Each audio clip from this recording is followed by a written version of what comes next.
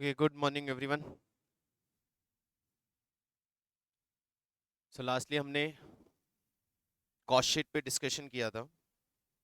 वहाँ हमने cost sheet बनाने का फॉर्मेट देखा था और मैंने आपको बताया cost sheet and unit same topic. Cost sheet की कॉस्ट शीट से बनती शीट हमने वहाँ पे डिस्कस किया। कॉस्ट शीट बनाने के बाद कॉस्ट शीट कौन बनाता है, तो सर हम वहाँ पे कॉस्ट शीट को यूज़ करते हैं जहाँ पे हमें प्रोडक्ट का कॉस्ट कैलकुलेट करना हो और हमारे पास कोई स्पेसिफिक मेथड ऑफ कॉस्टिंग नहीं। लाइक प्रोसेस कॉस्टिंग हमने एक मेथड डिस्कस किया है, कॉन्ट्रैक्ट कॉस्टिंग एक मेथड आएगा, लेकिन ऐसे ऑर्गेनाइजेशंस जो कंटिन्यूअस प्रोडक्शन प्रोसेस में है, प्रोडक्शन पहले भी किया अभी भी कंटिन्यू कर रहे हैं, उनके प्रोडक्शन प्रोसेस में चेंजेस आ रहे हैं, मतलब उनके एलिमेंट ऑफ कॉस्ट में चेंजेस आ रहे हैं, वर्कर्स का rate change, wages rate change हो रहा है, मटेरियल का कॉस्ट चेंज हो रहा है, कुछ डेवलपमेंट्स हो रहे हैं, कुछ हम ओवरहेड्स में चेंजेस लेके आ रहे हैं। ऐसे सारे केसेस को इन्वॉल्व करके वो अपनी कॉस्ट निकाल रहे हैं, तो वो अपनी कॉस्ट निकालने के लिए कॉस्ट शीट बनाएंगे। शीट में गिवन को आपको यूज करना है। पास डेटा गिवन है तो पास डेटा में जो भी डेवलपमेंट हम लेके आ रहे हैं उन डेवलपमेंट को हमें इनकॉर्पोरेट करना है, जो भी चेंजेस आ रहे हैं उन चेंजेस को इनकॉर्पोरेट करना है, और फ्यूचर में वापस हम प्रोडक्शन करने वाले हैं तो उसका क्या कॉस्ट आएगा, उसका क्या सेलिंग प्राइस हम फिक्स करेंगे, उसके लिए हम स्टेटमेंट ऑफ कॉस्ट और स्टेटमेंट ऑफ प्रॉफिट या सेल प्राइस कैल बनाएंगे।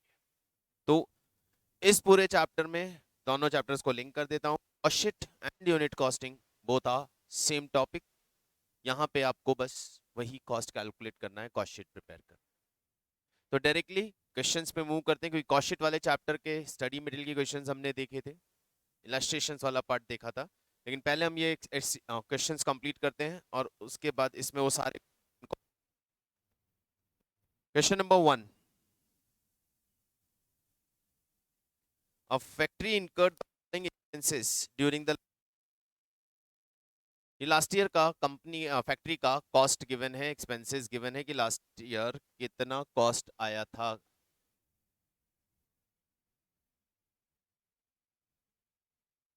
तो लास्ट ईयर का कॉस्ट हमें गिवन है, मटेरियल कंज्यूम्ड, वेजेस, ओवरहेड में फिक्स्ड एंड वेरिएबल। अच्छा, यहाँ एक चीज और क्लियर करता हुआ चलता हूँ बिफोर स्टार्टिंग सच क्वेश्चंस कि हमने इनिशियली बाइफिकेशन ऑफ कॉस्ट या टाइप ऑफ कॉस्ट को डिस्कस किया है और उसमें हम fixed, variable and semi variable पे ऑलरेडी डिस्कशन कर चुके हैं, तो आप लोगों को याद होगा। Fixed expenses, fixed overhead, fixed costs, मतलब the cost remain same with the change in production, subject to any increase or decreases specified. Second, variable cost that remain constant per unit, लेकिन प्रोडक्शन के साथ वो increase और decrease होती है, यानी production के साथ वेरी करती है प्रोपोर्शनेटली। और सेमी वेरिएबल जहां इन दोनों के फीचर्स कॉमन होते हैं, यानी वो कॉस्ट जिस दो पार्ट है, एक पार्ट वेरिएबल और एक पार्ट फिक्स का है। यहाँ पे मैन्युफैक्चरिंग ओवरहेड में हमारे पास दो पार्ट गिवन है, एक फिक्स्ड और एक वेरिएबल। फिक्स कितना है, वेरिएबल कितना है, और total 16। In the next the following changes are expected in production and cost of production. क्या चेंजेस हम एक्सपेक्ट कर रहे हैं? ऑफ 6% ज्यादा वर्कर्स फैक्ट्री में अपॉइंट किए गए। 60% ज्यादा वर्कर्स अपॉइंट करने की वजह से प्रोडक्शन चेंज होगा, प्रोडक्शन इंक्रीज होगा। कितना प्रोडक्शन इंक्रीज होगा? 60%।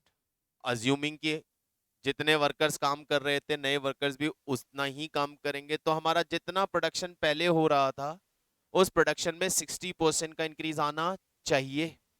ठीक है, और यदि प्रोडक्शन में 60% का इंक्रीज आएगा तो हर वेरिएबल कंपोनेंट ऑफ कॉस्ट भी 60% से इंक्रीज हो जाएगा, क्योंकि उतना ही मटेरियल इंक्रीज होगा उतना ही वेरिएबल एक्सपेंसेस इंक्रीज होगा। Overall efficiency will decline by 10%, लेकिन वर्कर की ओवरऑल एफिशिएंसी 10% डिक्रीज हो जाएगी। इसका मतलब 60% एक्स्ट्रा वर्कर्स अपॉइंट करने पे जो हम एक्स्ट्रा प्रोडक्शन एक्सपेक्ट कर रहे थे वो एक्स्ट्रा प्रोडक्शन 60% नहीं होगा, वो एक्स्ट्रा प्रोडक्शन 34% होगा। 34 नहीं 44% होगा। समझे? पहले यदि मैं 100 यूनिट्स बनवा रहा था वर्कर से, वर्कर की एफिशिएंसी में 60% का इंक्रीज आया तो it will become 160, it should become 160। लेकिन ओवरऑल एफिशिएंसी 10% कम हो रही है, तो 10% एफिशिएंसी कम हो जाएगी, तो प्रोडक्शन विल बी ऑफ 144। यानी इंक्रीज कितना हो गया? 44% का ही इंक्रीज आएगा। ओवरऑल एफिशिएंसी पे ही फर्क पड़ रहा है, यहाँ पे ओवरऑल दिया है। नए वर्कर की एफिशिएंसी की बात करते तो सिर्फ एफिशिएंसी का इंपैक्ट नए वर्कर पे देते, यहाँ ओवरऑल एफिशिएंसी की बात कर रहा है तो पूरे प्रोडक्शन पे एफिशिएंसी का इंपैक्ट देंगे। So actually increase in production will be of 44%। There will be an increase in fix cost 20%, 60% in variable overhead. Variable overhead 60% increase होगा, हाँ वो तो होगा, जरूरी नहीं है। यदि 44% प्रोडक्शन इंक्रीज हुआ है तो ये जरूरी नहीं है कि वेरिएबल ओवरहेड भी 44% इंक्रीज हो।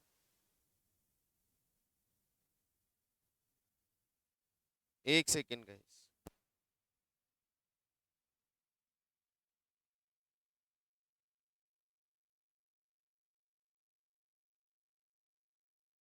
तो 44% इंक्रीज इन प्रोडक्शन, लेकिन प्रोडक्शन के साथ इंक्रीज होते हैं, तो हम वेरिएबल ओवरहेड को 44% इंक्रीज करें। लेकिन क्वेश्चन सीधा बोल रहा है नहीं सर, वेरिएबल ओवरहेड 60% इंक्रीज होंगे। ठीक है। The direct cost of material will be decreased bye 6%। Material cost जितनी इंक्रीज होनी चाहिए थी वो बल्क परचेज की वजह से मटेरियल कॉस्ट में 6% का डिक्रीज आ जाएगा। ठीक है। The company desire to earn a profit of 10% on selling price, cost of production और selling price for the year calculate करके बताना है। तो स्टेटमेंट ऑफ कॉस्ट बनाएंगे और कैलकुलेशन बताएंगे। चलिए शुरू करते हैं।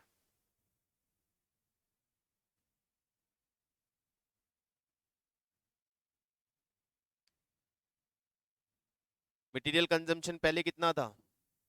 12 लाख। वर्किंग नोट्स बता रहा हूं।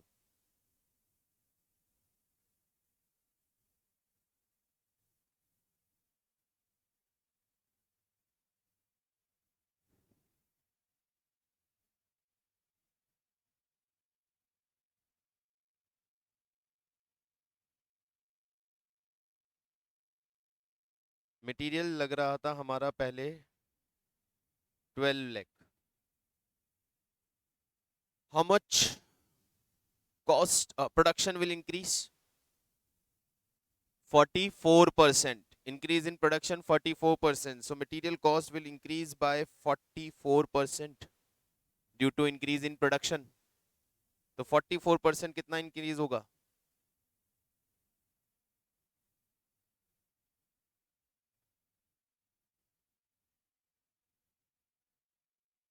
5 लाख।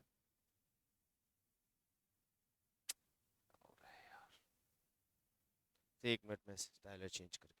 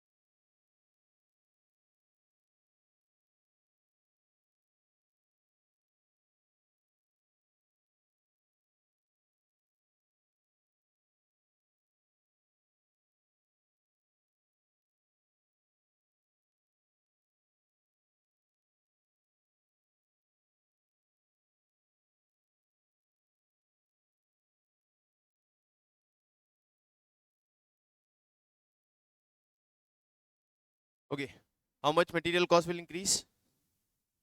सब मटेरियल कॉस्ट इंक्रीज होगी 44%। कितना हो गया? 5,28,000। So material cost should be 17,28,000. Material cost should be 17,28,000.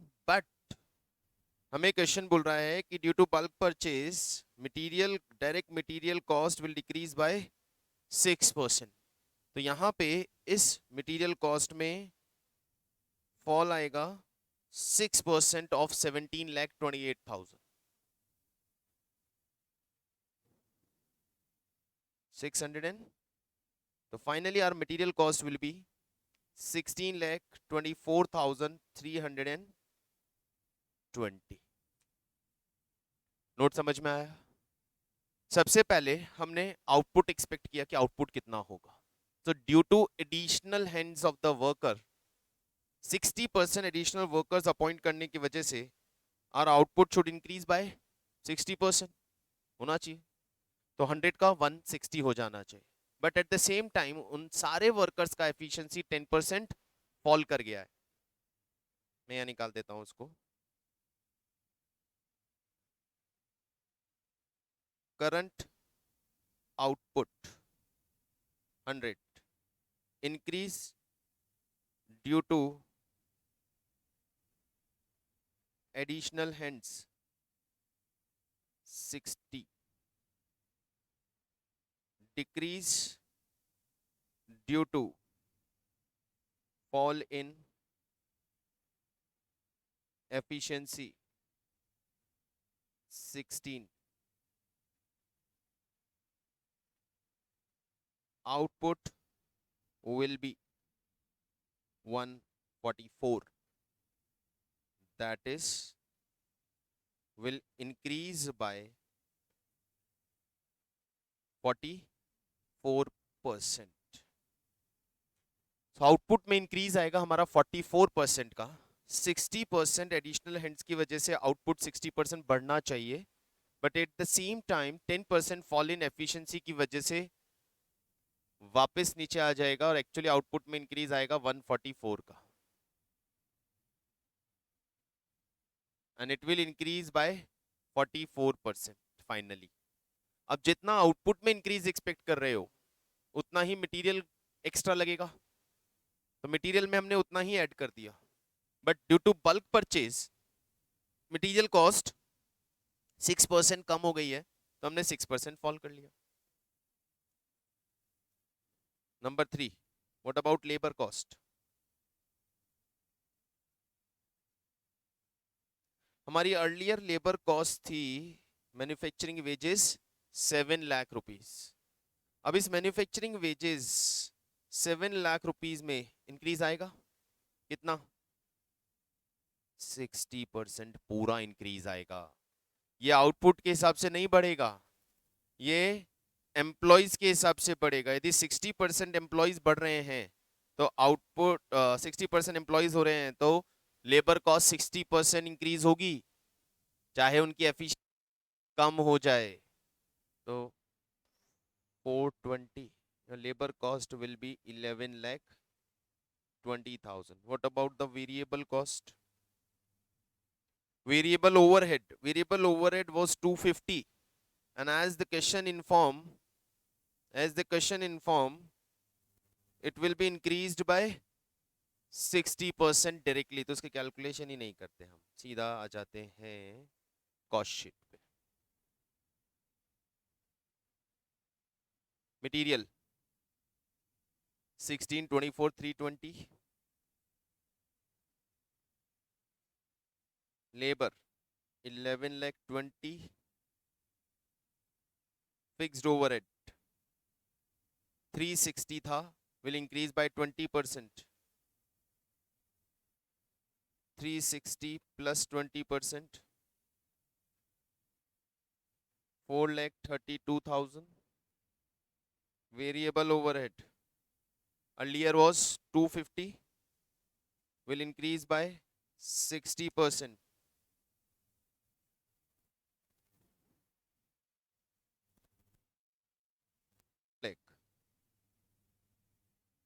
Total production cost,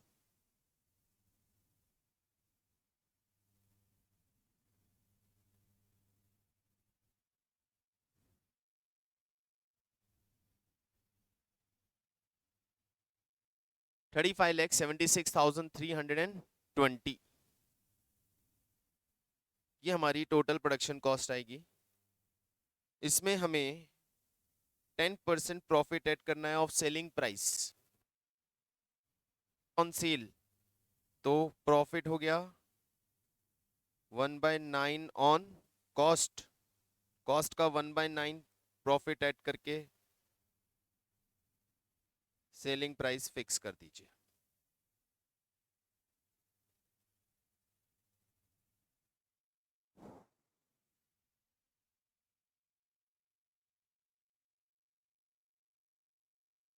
$3,97,370 round of कर लिया मैंने, तो 69 ले लेते हैं।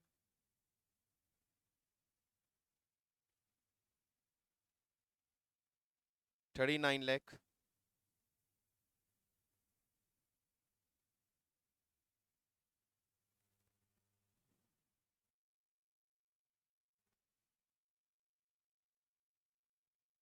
$39,73,689। ये आपका क्वेश्चन।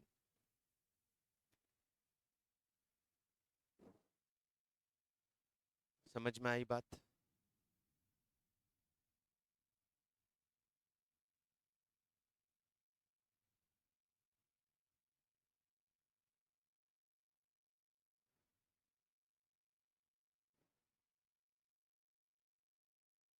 तो कुछ करना नहीं है ज्यादा, क्वेश्चन की इंफॉर्मेशन को अंडरस्टैंड करना है और अकॉर्डिंगली अपना रिक्वायर्ड इंफॉर्मेशन कैलकुलेट करना है।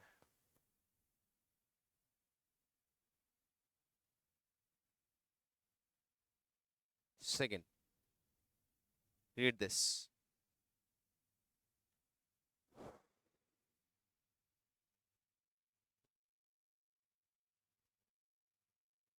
Maximum production capacity of KP Limited is 520 unit per annum। Maximum capacity है 5,20,000 यूनिट्स बनाने का। Direct material 15 rupees per unit, wages 9 rupees per unit, subject to a minimum of 2,50,000 per month. मतलब wages लगेगा 9 rupee per unit, but 9 rupee per unit में भी एक Constance है, और कॉन्स्टेंस क्या है कि कम से कम 2.5 लाख का वेजेस तो होगा मंथली। तो यानी हमारे पास कुछ फिक्स्ड एम्प्लॉयज भी हो सकते हैं, या हमने एम्प्लॉयज को मिनिमम गारंटीड वेजेस का एग्रीमेंट बनाया हुआ है। Fixed overhead 960 per annum, variable overhead 8 rupees per unit, semi variable overheads are 5,60,000 up to 50% of capacity, and additional 150 per annum for every 25% increase in capacity or a part of it। कि 50% capacity तक काम करते हैं तो 5,60,000 के semi variable overheads होंगे, और जैसे जैसे कैपेसिटी बढ़ेगा अप टू 25% 150 एक्स्ट्रा, उसके ऊपर जाएंगे तो फिर 150 एक्स्ट्रा। मतलब फॉर एवरी 25% और पार्ट देयर ऑफ 1,50,000 का ओवरहेड्स, यानी 50 पे काम कर रहे हो, 51 होते ही 1,50,000 का एक्स्ट्रा कॉस्ट लग जाएगा टिल 75%, 76 होते ही फिर 1,50,000 का एक्स्ट्रा कॉस्ट लग जाएगा। ठीक है। KP limited worked eight 60% capacity for the first 3 months during the year, but it is expected to work at 90% capacity for the remaining 9 months। पहले 3 मंथ तो इसने 60% कैपेसिटी पे काम किया है, और नेक्स्ट 9 मंथ में ये 90% कैपेसिटी पे एक्सपेक्ट कर रहा है कि हम काम करेंगे। Selling price per unit was 44 during the first 3 month. पहले 3 महीने का selling price 44 rupees per unit था। What selling price per unit should be fixed for the remaining 9 months to yield a total profit of 15,62,500? Total 15,62,62,500 का profit चाहिए। उसके लिए जो 9 month है, रिमेनिंग 9 मंथ, उसमें हम क्या सेलिंग प्राइस फिक्स करें? तो पहले 3 मंथ का कैलकुलेशन, फिर 9 मंथ का कैलकुलेशन, और 9 मंथ में रिमेनिंग प्रॉफिट कमाने के लिए 3 मंथ का प्रॉफिट तो हमें पता चल जाएगा, 9 मंथ का रिमेनिंग प्रॉफिट कमाने के लिए कितना सेलिंग प्राइस रखना है वो हमें मालूम करना है। सो कॉस्ट शीट बना लेते हैं। एक first 3 month and next 9 month. Output first 3 month में कितनी परसेंट कैपेसिटी पे काम कर रहे हैं हम? 60% कैपेसिटी पे काम कर रहे हैं। हमारी टोटल कैपेसिटी है 5,20,000। उसका हम 60% कैपेसिटी पे काम करेंगे 3 महीने। What will be the output for first 3 month? 78,000 का आउटपुट बनेगा फर्स्ट 3 मंथ में।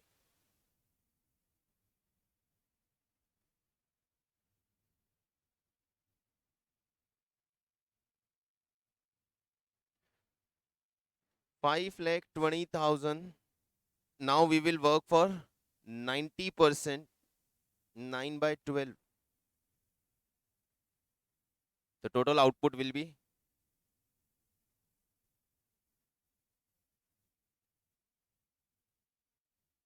3,51,000 यूनिट्स बनेंगी नेक्स्ट 9 मंथ में।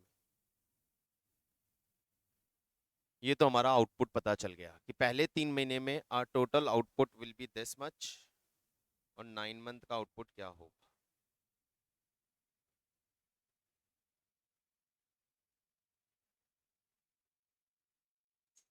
ठीक है, let's start with the cost component. Direct material,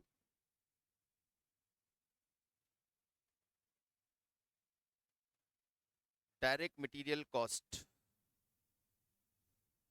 it is fixed at 15 rupees per unit. तो 15 rupees per unit at the rate of 15 per unit, 78,000 का direct material cost, 11,70,000 और 3,51,000 units पे 52,65,000।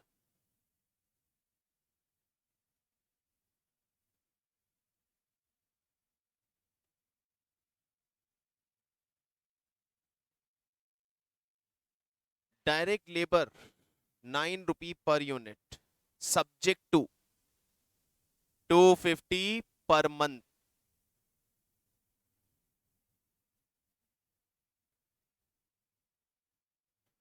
तो यदि मैं डायरेक्ट लेबर पहले वाले पार्ट में कैलकुलेट करता हूं 9 रुपी पर यूनिट से, तो it will be 78,000 multiply by 9, कितना आता है? 7,02,000। That is less than minimum, क्योंकि 3 महीने का मिनिमम 7,50,000 होना चाहिए। So our direct labour will be 7,50,000 in first 3 month.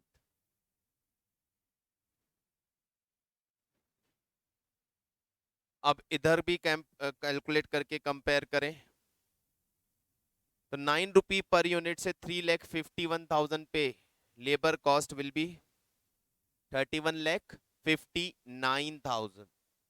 और मंथली भी चेक करें, 250 इंटू 9, 2,50,000 इंटू 9 कितना आ रहा है? तो 26 लाख समथिंग आ रहा है, लेकिन पर यूनिट 9 रुपीज से 31 लाख ज्यादा आ रहा है। ज्यादा वाला ले लेते हैं, 31,59,000। 3 मंथ में मिनिमम वेजेस लेनी पड़ रही है, क्योंकि हमारी एक्चुअल वेज, हमारी पर यूनिट वाली वेजेस से मिनिमम वेजेस ज्यादा है। सेकेंड 9 मंथ के अंदर हमारी मिनिमम वेजेस से ज्यादा वेजेस बन रही है 9 रुपी पर यूनिट से। ज्यादा वाली देंगे। कौन सा मेथड है लेबर का? Piece rate with guaranteed wages. Next, direct wages के बाद next component factory overheads 960 fixed overhead 960 per annum.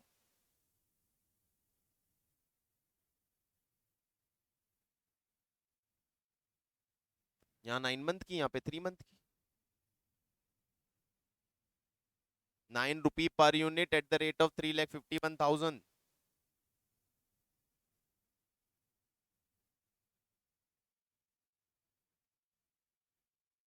यहाँ हमने निकाला 9 रुपीज 78,000 और 250 multiply by 3, whichever is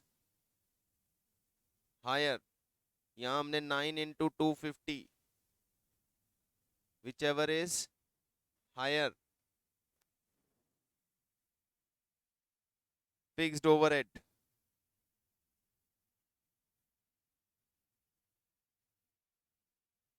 fixed overhead आपको गिवन है 9,60,000 पर एनम। कर दो टाइम बेसिस पे divide. 9,60,000 3 month and 9,60,000 9 month. 2,40,000 7,20,000। Fixed over time basis पे डिवाइड हो जाएंगे, नॉट यूनिट बेसिस, क्योंकि फिक्स्ड है, पीरियोडिकली फिक्स्ड होते हैं। फिक्स्ड ओवरहेड को टाइम बेसिस पे डिवाइड कर दिया। Variable overhead ₹8 per unit.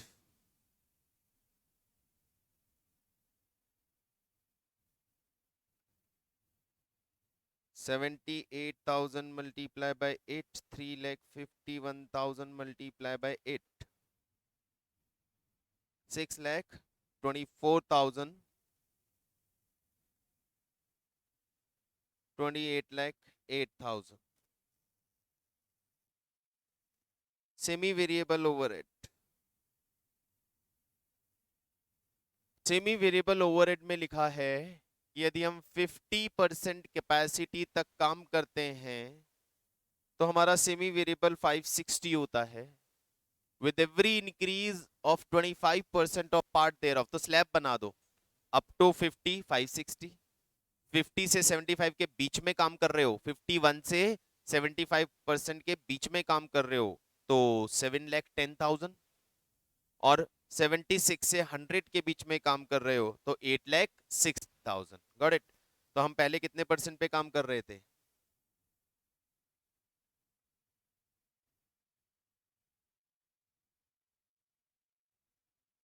60% पे काम कर रहे हैं तो इट इज 560 प्लस 150। और ये जो आपको दिया है ये पर annum दिया है, तो 3 मंथ का निकाल दो।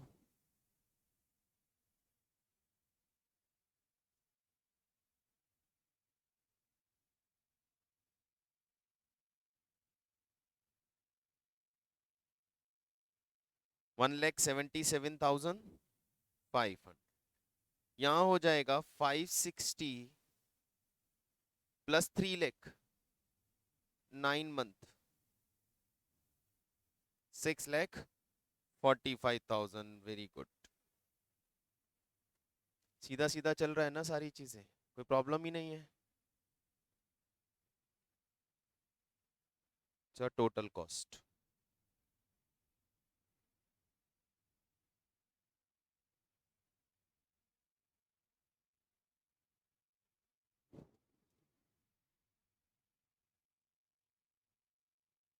$29,61,500। ओके,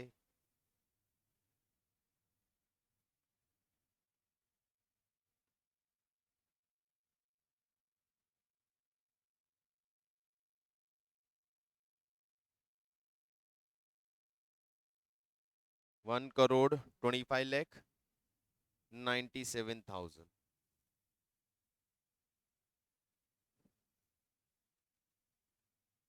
ये आ गई आपकी टोटल कॉस्ट सेल्स ना। सेल का पार्ट तो हमें पता नहीं है, लेकिन 3 मंथ में क्या सेल हुआ है वो हमें पता है। हमारी 3 मंथ की सेल कितनी है? 44 रुपीज पर यूनिट। तो 78,000 units were sold at 44 rupees per unit. 34,32,000 का सेल, तो उससे हमारा प्रॉफिट आ गया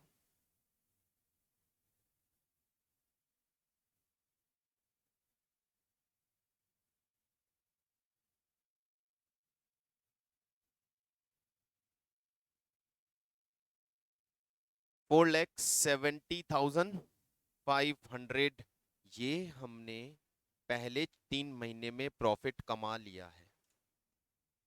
ये प्रॉफिट हमने पहले 3 महीने में कमा लिया है। तब यहां आते हैं annual required profit. Annual required profit कितना था हमारा? हमारा एनुअल रिक्वायर्ड प्रॉफिट था annual annual annual 15,62,500 less profit earn in 3 month. 4,70,500 कमा चुके हो।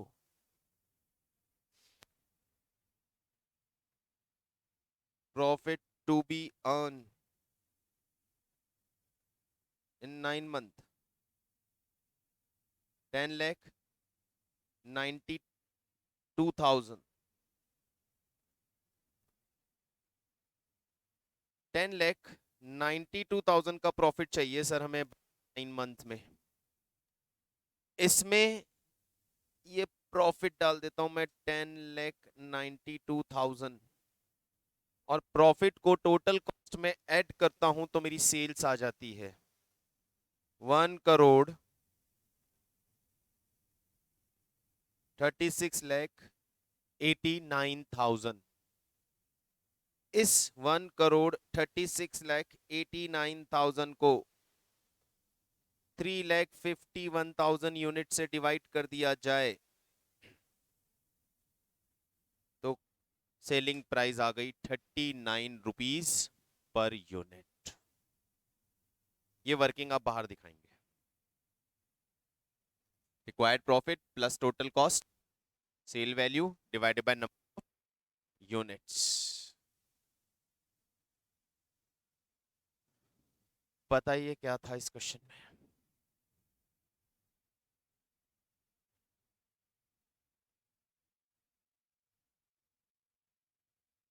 ये एग्जाम का ही क्वेश्चन है 10 marks.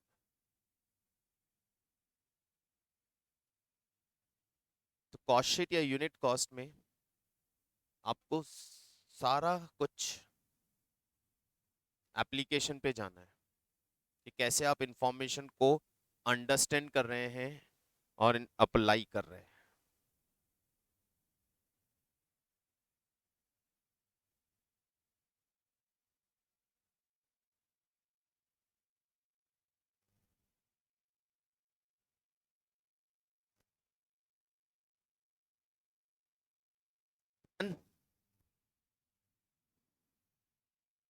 Question number 3।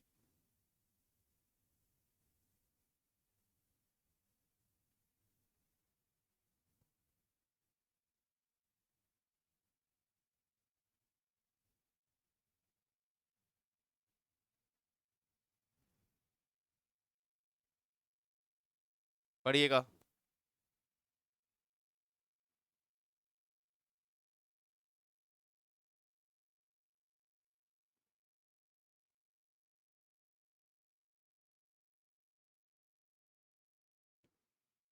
Number of installed capacity 1,50,000 units. Variable cost 10 rupees per unit. Labour subject to minimum of 1,10 rupees per unit. Overhead fixed overhead semi variable overhead Capacity utilization for the next year is estimated at 75% for 3 months and 80% for 6 months and 90% for the remaining part of the year. तो ये 3 part हो गया, 3 month, 6 month, 3 month. Company planning to have a profit of 20% on the selling price. Calculate the selling price per unit. तो जो भी आपकी total cost आएगी तो आपको 4 कॉलम में बनाना रहेगा. First 3 month, 6 month, 3 month total, और सेलिंग प्राइस टोटल कॉस्ट पूरे साल की टोटल कॉस्ट जो आएगी उसमें प्रॉफिट ऐड करके निकालनी है. मंथ वाइज सेलिंग प्राइस नहीं जाएगी, पीरियोडिकल सेलिंग प्राइस नहीं जाएगी. बात समझ में आ रहा है? टोटल कॉस्ट पे सेलिंग प्राइस फिक्स करना. बस सेलिंग प्राइस ही तो पूछा है, बस खत्म. Is it clear? Done? Okay, then read question number 4.